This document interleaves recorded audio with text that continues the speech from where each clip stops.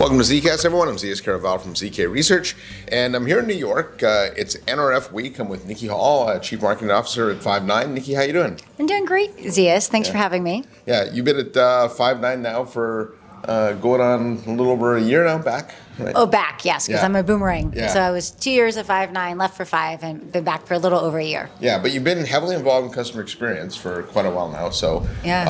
I want to talk to you because we're here in NRF, and obviously there's a huge focus on customer experience everywhere. In fact, I think it's not just my research. I've seen many data points talking about how across the board, right, customers will lose brands because of a single bad experience, and nowhere is that more prevalent in retail. Yes. And so let's talk about retail since we are here at NRF. What's going on with retail now? What are some of the new challenges you're seeing, or some of the old challenges that are resurfaced?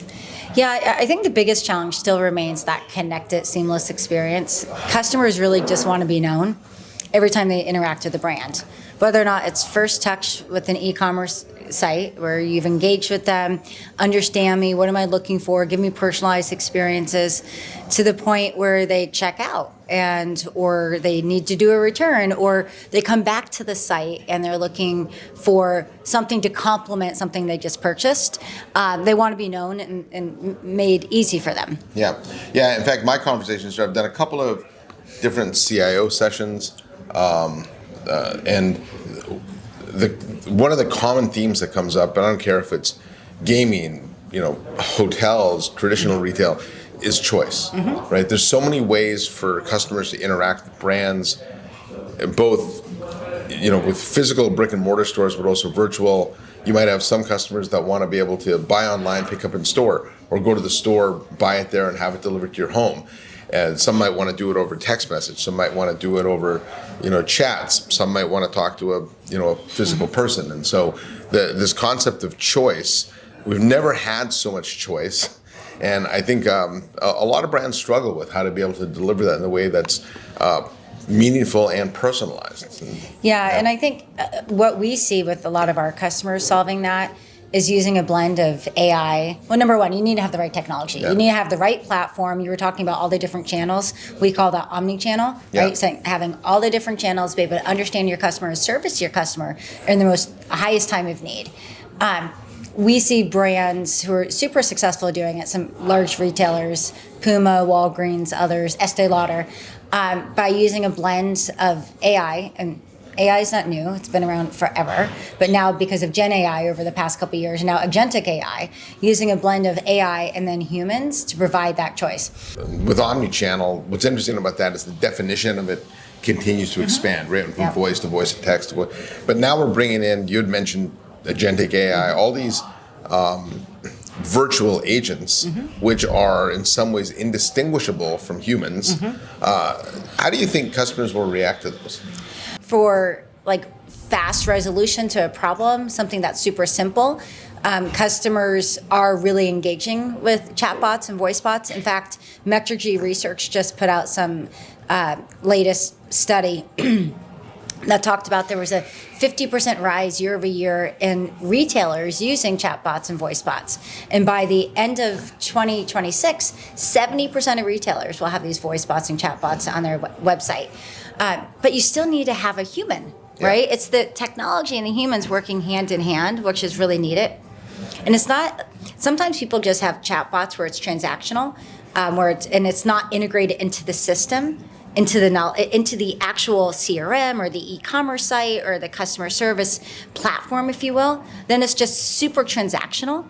What's needed is a chatbot that truly understands the context. We call that context engineering. So you bring in all the information in an organization. Yeah, it's chatbots that remember you. They remember you, and they have the context on you. So how many times have you gone to a site and you're like, oh, can you please help me understand where I find information about refunds or something? Here's a link, and it takes you to a part of the web page. But what about if they just give you the answer right there, because the PDF of the FAQ is part of the LLM, right? It's part of the AI that's servicing you. That's what we do, the context engineering part. Yeah, I think I was talking to the CEO of a couple of banks about this a few months ago, and I asked him, I said, do you think we'll ever get to the point where when people call your contact center and they get a human, they go, I really would have preferred the virtual agent. And they both immediately said no. Yeah, exactly. And then I said, well, think about the other transactions we've been to. So people said the same thing about online banking. I remember saying, no one will ever want to put, deposit the check through a mobile phone or go into an put money into an ATM, because banking was so personal. But now you'd never use a bank that didn't have that. And I think for the right use cases, right, the AI agent's going to do things better, smarter, faster. And then when they're more complicated, that's when you go to a human. So in banking, if you want to check your balance, deposit some money, do that through a virtual agent. But then if you want to get a loan, right, understand rates, where mortgage rates are, how a 5-year ARM might differ from a 30-year fix, that's when you talk to a person. So we have a customer, US Radiology. They use Five9 and the intelligence of understanding, so context, understanding this customer when they've shown up for their appointment.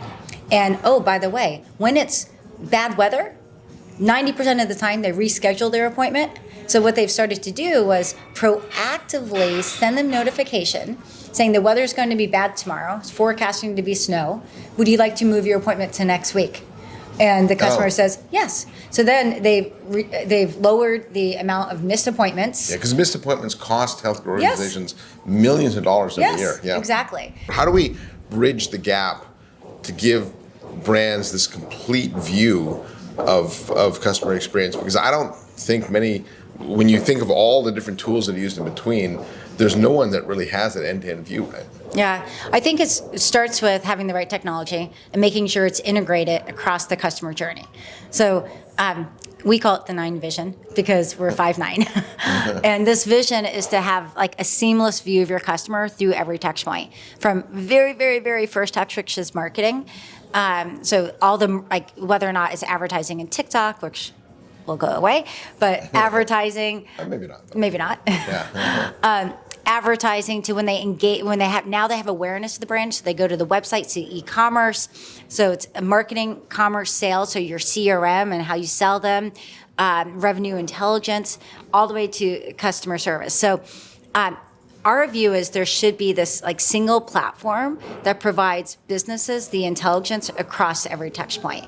And that's where people will win, because right now it's siloed. The challenge for not just retailers, but all companies is that you don't know what's going to go away and what's going to come next, right? Who would have known Instagram would be such a big Or who channel? would know that people are buying their clothes off of Paramount when they're watching a TV show of Yellowstone? And so I think this concept of platform does become more important, because whatever trends come our way, we need to be able to adapt to that. It's interesting that the metrics that we've always looked at in customer experience and contact center service, average handle time, first call resolution, those average handle times are going up now when it gets transferred to a human, because it's the more complicated tasks. But guess what? NPS is also going up. We see that with tons of like the Ivy collection out of the UK. They have 600 restaurants, Annabelle's, the Ivy. Have you been to the Ivy?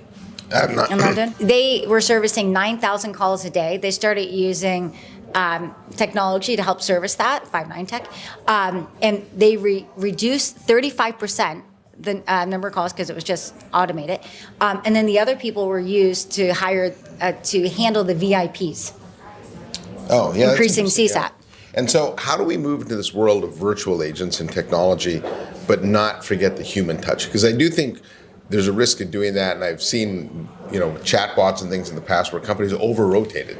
Well, those companies who have over-rotated, I'm not going to mention one, but there's an airline that went 100% virtual agents, and their revenue is completely declining because people need to be able to talk with someone. I mean, how many times do you hop on and you're like, if you're not getting what you need, you're like, agent, associate, representative?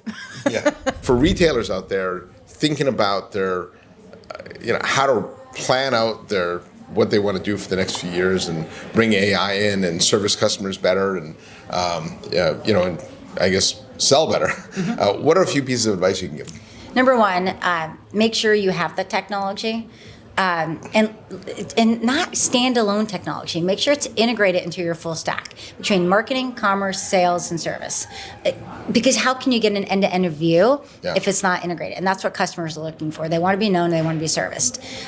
So have the tech, use it to ensure it's seamlessly integrated. It's connected, so you can provide that experience. Number two, look at data and data privacy and security. It's the wild, wild west, and people really need to trust a brand with their data, and so you need to have a whole data security privacy model in place. Put up those guardrails, because people don't know what they don't know, and they're trusting you as a brand. And finally, don't have service be an afterthought. So on behalf of Niki Hall, CMO of Five9, I'm Zias Caravallo from ZK Research, saying thanks for watching. Give us a like and hit the subscribe button. I'll see you next time on the next episode of ZKast. Thanks, Niki. Thank you, Zias. Thank you.